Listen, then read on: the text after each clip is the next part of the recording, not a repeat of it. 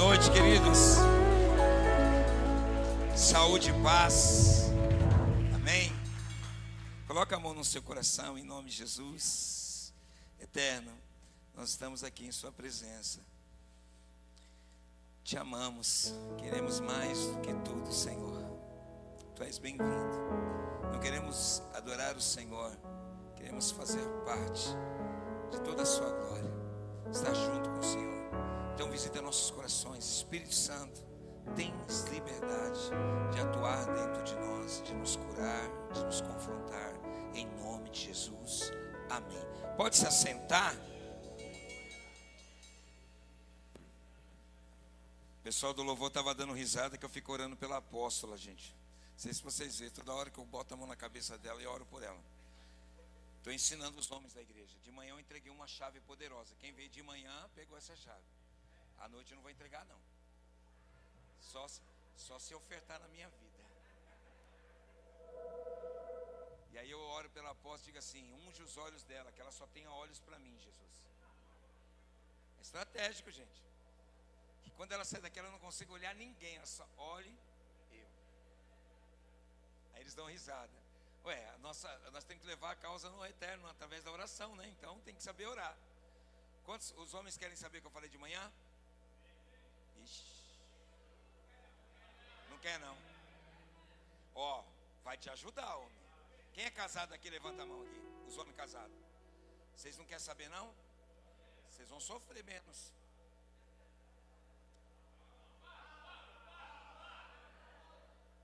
Deixa eu falar para você, deixa eu só fazer uma pergunta. Você que é casado, sua mulher é aquela que tem as ideias para fazer as coisas e ela não pensa na questão de dinheiro e ela quer fazer, tipo, reformar, trocar, viajar, e ela fala, vamos fazer, e aí você senta com ela e fala assim, ó, se a gente for fazer, a gente vai ter que abrir mão de algumas coisas. Você tem mulher assim?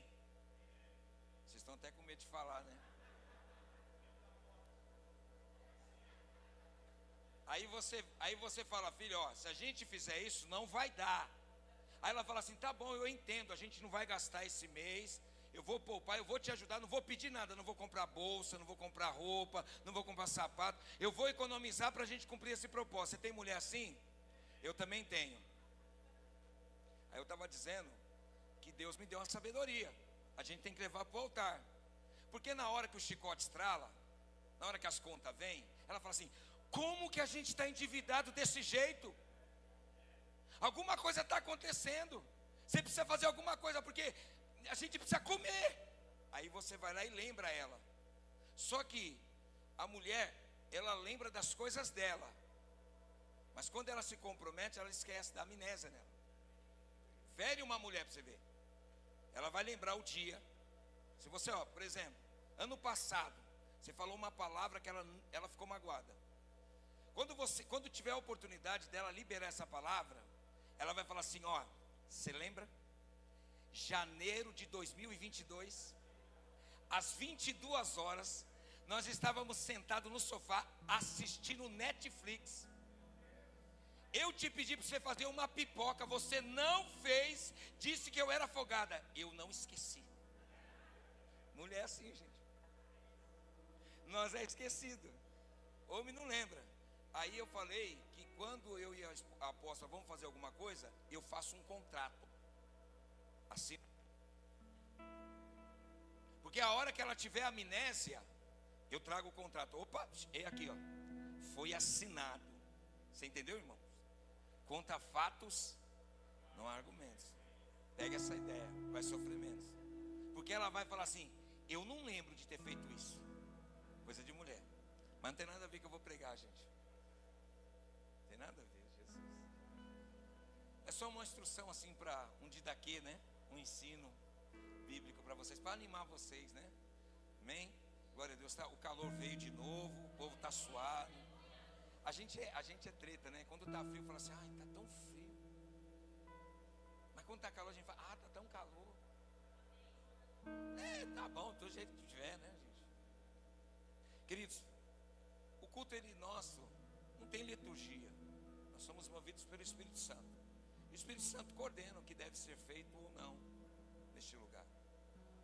a logística ou a liturgia do culto me impulsiona a pregar a mesma palavra que eu preguei de manhã. Porém, eu não vou pregar a mesma palavra. A palavra de manhã foi uma palavra direcionada para o povo de manhã. Eu ia pregar a mesma palavra. Se você quiser ouvir ela, vai para o YouTube que está lá a mensagem lá. Mas Deus me deu uma palavra para compartilhar com vocês. E eu quero compartilhar essa palavra com você. Talvez vai ter algumas coisas que pode até se identificar com o que eu falei de manhã, mas eu tenho certeza que quem está aqui precisa ouvir essa palavra. Amém? Abra sua Bíblia comigo no livro de 2 Samuel, capítulo 9. É uma palavra conhecida, mas eu não vou entrar a fundo naquilo que a gente vai ler nessa palavra. Mas eu vou usar um item dessa palavra para a gente trabalhar uma ideia que o Espírito Santo gerou dentro do meu coração. É muito importante isso, a gente ter essa sensibilidade. O culto quem manda não é o homem, quem manda no culto é o Espírito Santo. Ele coordena quem está neste lugar. 2 Samuel capítulo 9, verso 7. Já está na tela, estou vendo por ali, olha isso. Diz assim: e disse Davi, quem disse? Não temas, porque de certo usarei contigo de benevolência, por amor de Jonatas, teu pai, e restituirei todas as terras de Saul, teu pai. Tu sempre comerás pão à minha mesa. Amém? Esse texto, para não ficar sem um contexto, ele fala da história de Mefibosete, filho de Jonatas. Quando um rei assumia um reinado, na história velho testamentária, o rei tinha que dizimar a outra família real, para que não houvesse alguém que reivindicasse o trono. Mefibosete era filho de Jonatas.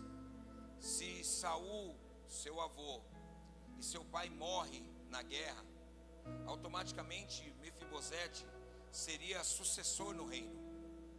Porém, quem assumiu o reino foi Davi, porque Deus tinha rejeitado Saul, e Davi iria assumir o reino de Israel.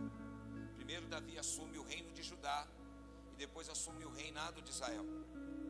Só que a Bíblia vai dizer que Jonatas, apesar do pai perseguir Davi, ele teve uma aliança com Davi. Ele fez uma aliança com Davi. Nessa aliança, ele se comprometeu entregando itens a Davi.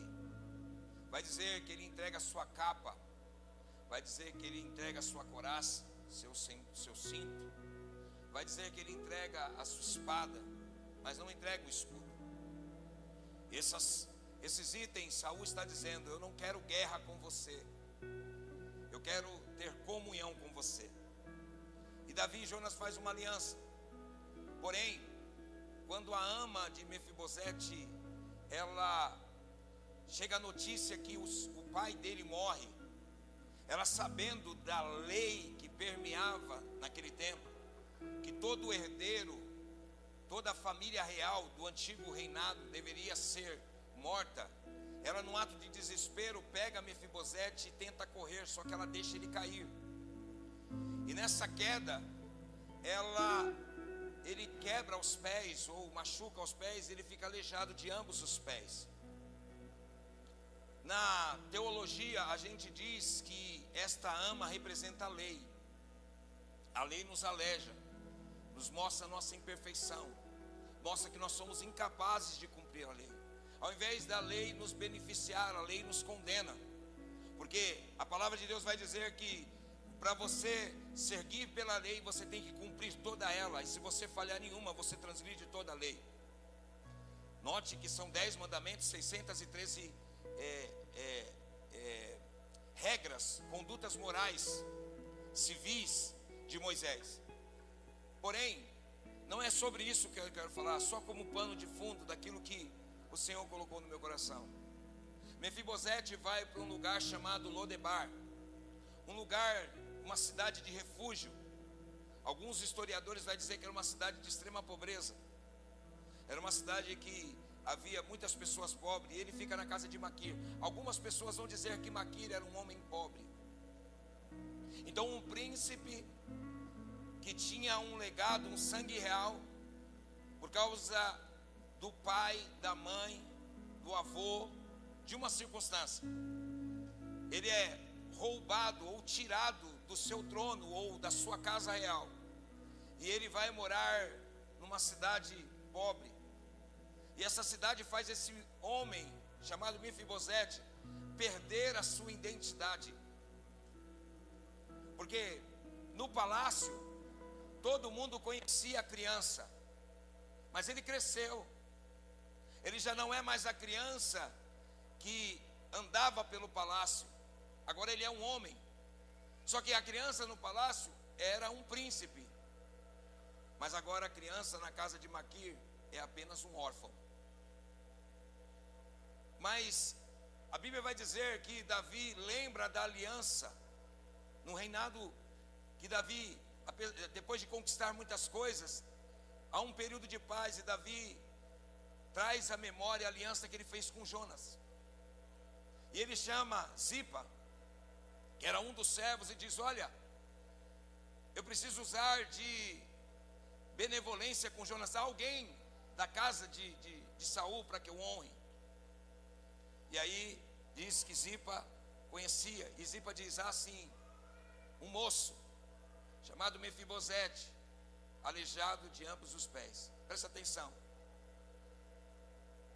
A identidade de Mefibosete foi tão roubada que Davi está dizendo para Zipa: algum príncipe, algum da linhagem real, que tem sangue real, que foi marcado, que foi escolhido para que eu honre por causa de Jonatas. Ao invés de Zipa dizer: há um príncipe que está refugiado na casa de Maquir em Lodebar, ele diz assim: não, há um homem. Mas ele não diz apenas o homem, ele diz o nome e diz a deficiência. Mas Davi manda buscar Mefibosete. Quando Mefibosete chega a casa, Mefibosete, apesar dos cavalos reais que foram buscar, a carruagem, ou cavalo, ou mula, ou jumento, o que quer que seja, a Bíblia não diz quem é, mas fala da carruagem que foi buscar em Lodebar. Quando Mefibosete, muito temeroso, porque a lei ainda permeava dentro do coração, Mefibosete era criança, talvez não conheceu Davi, não conhecia o coração de Davi. Dentro do coração de Mefibosete, ele achava que teria uma má intenção. Por que veio me buscar depois de tanto tempo? Por que lembrou de mim depois de tanto tempo? Aqui eu quero abrir um parênteses. Não importa o tempo, não importa a hora, Deus nunca vai esquecer daquilo que Ele prometeu para a sua vida. Às vezes você pode esquecer, e alguém pode tentar te lembrar e dizer: ei, você é um escolhido. Você lembra que Deus fez uma promessa? E você dizer: poxa, aí, peraí, não lembro disso aí.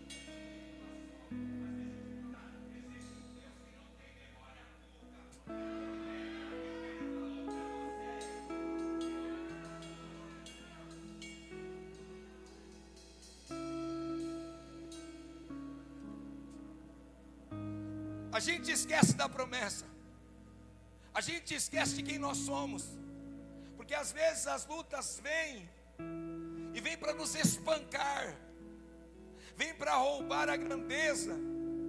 A Bíblia vai dizer, em Gênesis 37, que José estava com os seus irmãos e teve um sonho, e José sentado à mesa, porque a Bíblia vai dizer que estava Jacó, sua mãe, seus irmãos, sua madrasta no caso, porque a sua mãe já tinha morrido, está toda a sua família, e José conta um sonho. A partir daquele momento a Bíblia vai dizer que os irmãos de José passam a odiar ele muito mais. Então José um dia sai para ver seus irmãos.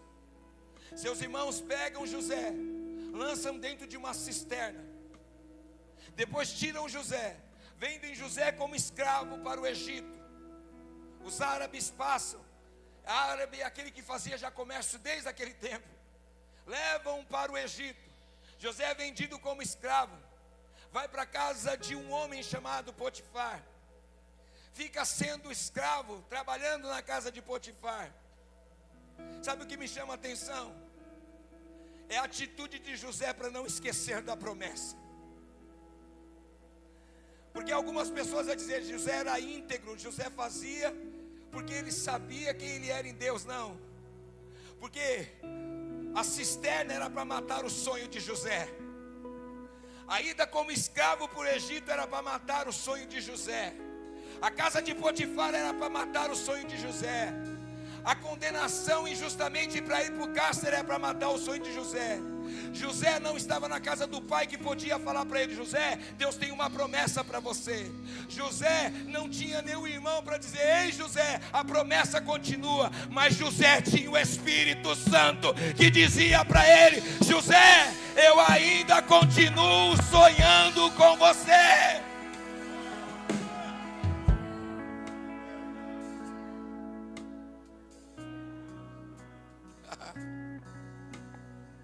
Então o que José decide? Eu vou fazer o meu melhor aonde eu estiver, porque estão tentando desconstruir a promessa de Deus na minha vida.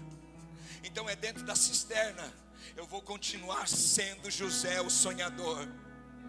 É no Egito, eu vou continuar sonhando no Egito. É na casa de Potifar, eu vou continuar sonhando na casa de Potifar. É na masmorra, eu vou continuar sonhando na masmorra. Porque o homem pode ter esquecido de quem eu sou, mas existe um Deus no céu que lembra do meu nome.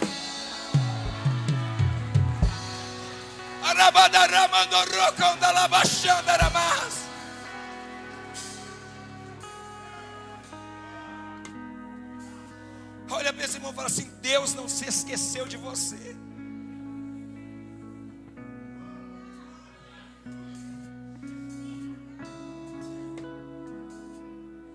A palavra de Deus vai dizer, pode uma mãe se esquecer de um filho, mas todavia, se ela se esquecer, o Senhor, eu não, mas o Senhor, não me esquecerei. Porque eu tenho tatuado, eu tenho marcado o seu nome na palma da minha mão. O mundo diz e coloca apelido sobre você. O mundo diz, ei baixinho, ei nóia, ei pinguço, ei bandido. Deus não chama você pelo um apelido. Deus não chama você pela sua deficiência. Deus chama você pelo teu nome.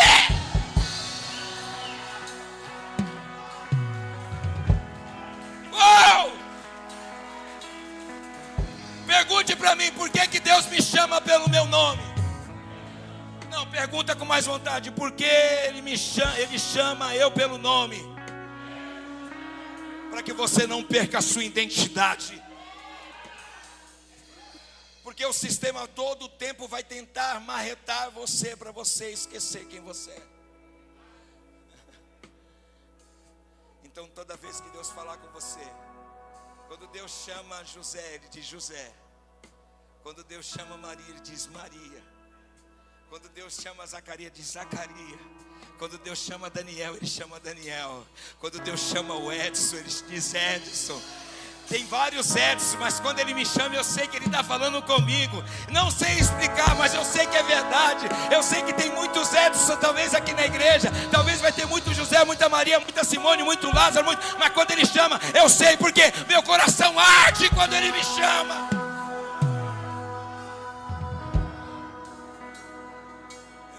Eu lembro de Maria procurando Ele dentro do sepulcro, chorando. E Ele está, e ela não reconhece Ele.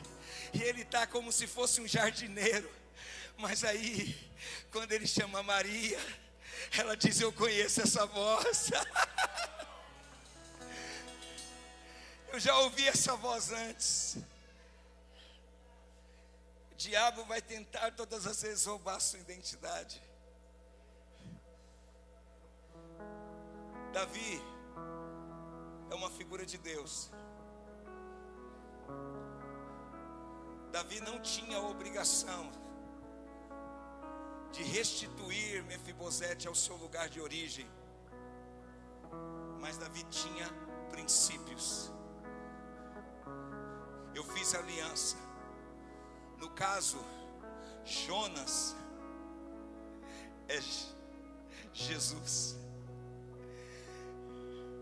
Davi representa Deus. A atitude de Davi é dizer, Deus dizendo: eu disse para o meu filho, se ele morresse por aqueles pecadores, independente se eles estão aleijados dos pés, independente se eles pararam no meio do caminho, independente se eles estiverem em Lodebar se escondendo, ei, pega a carruagem, vai buscar eles, porque o lugar deles não é em Lodebar, o lugar deles é no palácio do rei, sentado na mesa do rei.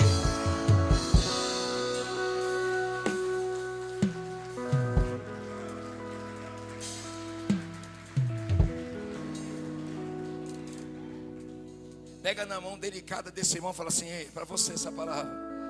A carruagem já foi liberada. Deus vai tirar você deste lugar. E Deus vai colocar você no lugar que você merece. Sentado na mesa do rei. Eu não estou falando geograficamente você sair daqui. Eu estou dizendo espiritualmente. O diabo está dizendo assim: ei, acabou para você, a empresa fechou, acabou o sonho de ser empresário, não existe mais. A sua faculdade você já trancou, não vai conseguir mais fazer faculdade. Desiste do sonho. Deus está dizendo: ei, aquilo que eu prometi continua valendo a pena. Estou mandando o meu anjo, estou mandando a carruagem. Pega aí essa visão, estou enviando para você. Vou tirar você de Lodebar, vou trazer você para o lugar que você merece. Essa pegada de manhã, hein? É assim. Pega essa visão, pelo amor de Deus, Davi. Mas o que me chama a atenção é onde Davi restitui. Davi poderia estar sentado no trono e dizer: traga Mefibosete. Mefibosete, eu sou rei, mas eu vou te restituir. Eu vou te devolver tudo aquilo que era do teu pai. Mas Davi não faz isso. Quando Davi manda buscar, é mais ou menos o que Jesus está fazendo agora. Enquanto o anjo está te buscando, Jesus está preparando a mesa.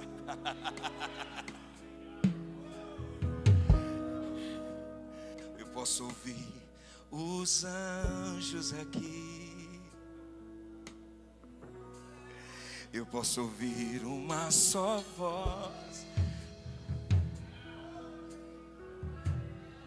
Eu posso ouvir os anjos aqui. O céu descer neste lugar. Oh! Eu posso ouvir os anjos aqui. Eu posso ouvir uma só voz. Oh! Eu posso ouvir os anjos aqui. O céu descer neste lugar. Oh, Jesus! Te adoro, te adoro, te adoro.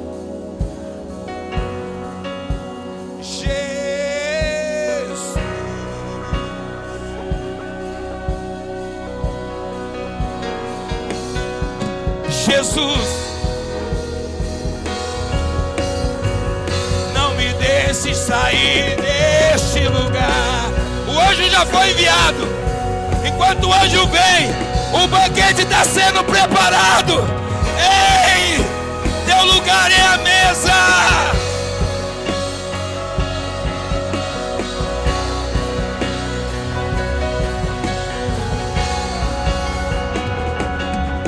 Jesus, Jesus, Jesus, não me deixe sair deste lugar.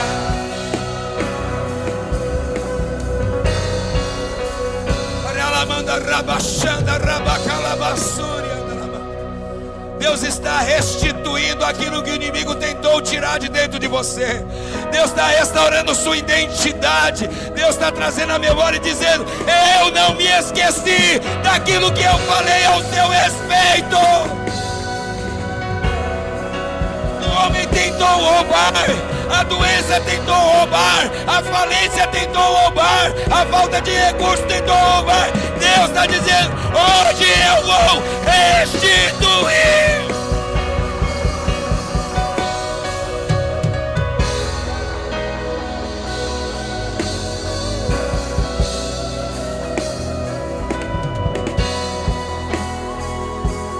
Eu sinto o peso dessa palavra. Eu sinto o cavode de Deus nesse lugar.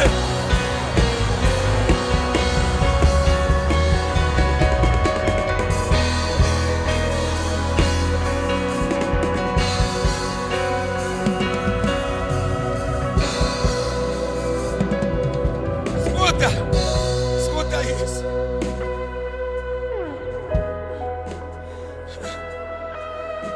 Enquanto foram buscar Mefibosete, o rei chamou os empregados e diz: olha, prepara a mesa.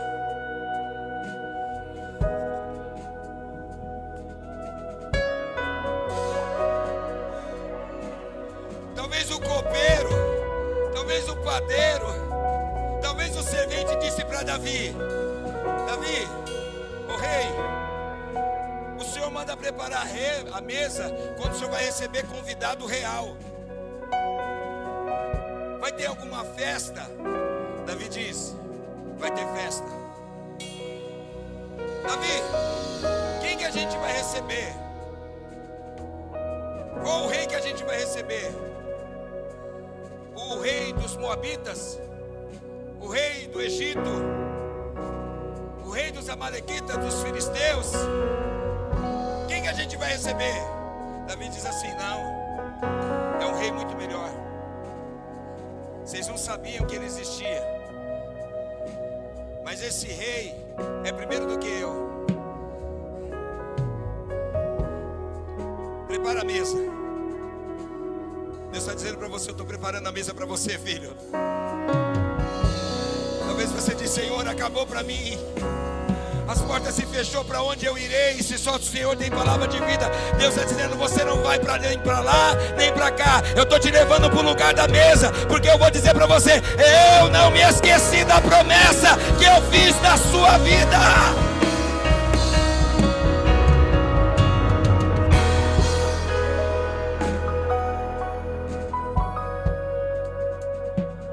Então imagina a expectativa que estava no palácio. Quem é que vai chegar aí? Quem é que vai chegar? Imagina no céu, é a mesma expectativa. Porque quando indagaram Jesus sobre tempos, estações, só o Pai sabe. Agora Jesus já sabe. E Jesus sabe quem são seus, mas os anjos não sabem.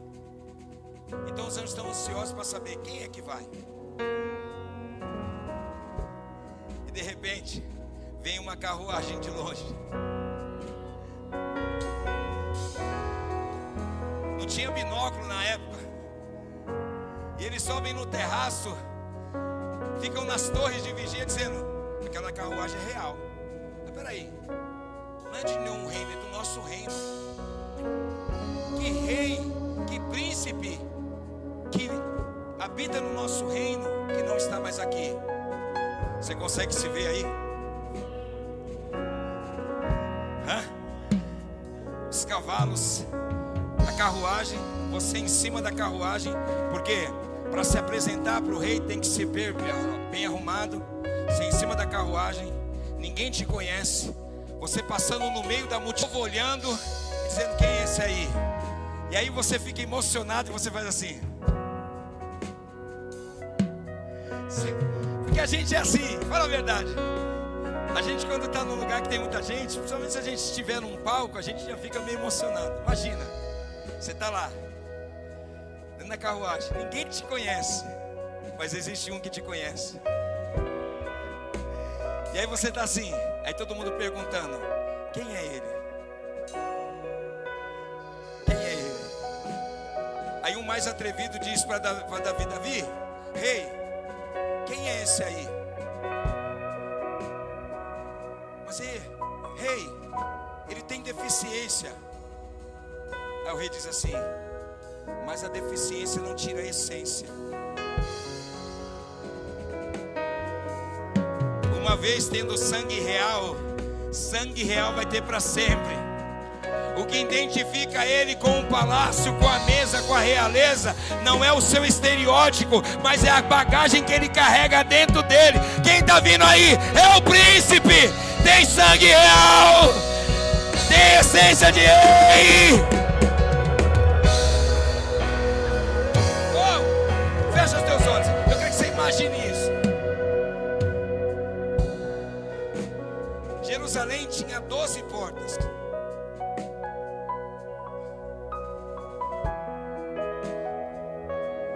A casa real era blindada, não era uma casa simples, tinha portas.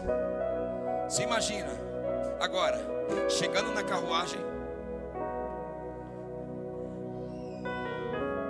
aquela comitiva de soldados angelicais com trombetas nas mãos, fazendo aquele caminho, tocando chofar. Você não tem nem força para descer, porque você não merece esse lugar. Veja isso. E de repente, os portões se abrem para você. Quem está lá atrás? Quem está lá dentro? O Rei Jesus. E qual é a mensagem que ele vai dizer para você? Ele já disse para alguns: eu não conheço vocês, eu não sei o nome de vocês. Porque esses daí se diziam que era bom, que pregava, que fazia, mas esses daqui não falavam nada, eram pequenos, tinham muita deficiência, mas ele conhecia o nome. Então ele diz assim: vinde benditos de meu Pai, para o lugar que eu tenho preparado para vocês, assentai à mesa.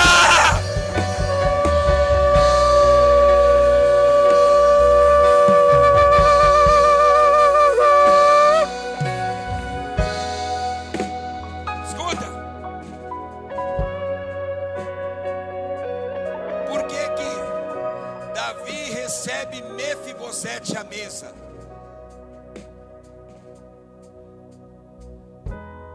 Porque apesar das nossas deficiências, na mesa todo mundo é igual. O lugar de restauração é a mesa. A gente acha assim: o lugar de restauração é o altar. O altar é lugar de morte. Altar é lugar de renúncia. Quem vai para o altar vai para morrer. Mas a mesa, quem vai para a mesa vai para ser restaurado. Por isso que quando Jesus começa o ministério, ele não começa falando sobre o altar, mas ele começa sentando na mesa. Quando ele termina seu ministério, ele não termina falando do altar, ele termina falando a mesa. Quando ele ressuscita e entra onde os discípulos estavam, ele não entra para falar do altar, mas ele entra para pegar na mesa, sentar na mesa. E a Bíblia vai dizer que ao partir do pão, os nossos olhos se abrem e reconhecemos quem é Jesus. Diga comigo: mesa, lugar de restauração. Deus está levantando uma geração que não prioriza altares, mas prioriza mesa. Por que mesa? Porque no altar expõe, mas a mesa restaura. Então quando Deus quer honrar alguém, Jesus, quando nos receber no céu, Ele não vai receber a gente sentado no trono, mas Ele vai servir a gente à mesa.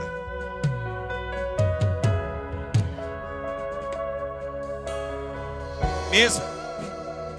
Mas eu tenho defeito, na mesa todo mundo é igual. Você está sentado, sim ou não? Está todo mundo sentado. Você pode ser baixo, alto, magro, gordo, ter deficiência, mas quando senta, todo mundo é igual. Mefibosete estava tão desacreditado, André, que se ele chegasse no palácio e Davi abraçasse ele, falava assim: eu não sou digno de estar aqui. E ele disse isso: eu sou que nem um cão, eu não mereço.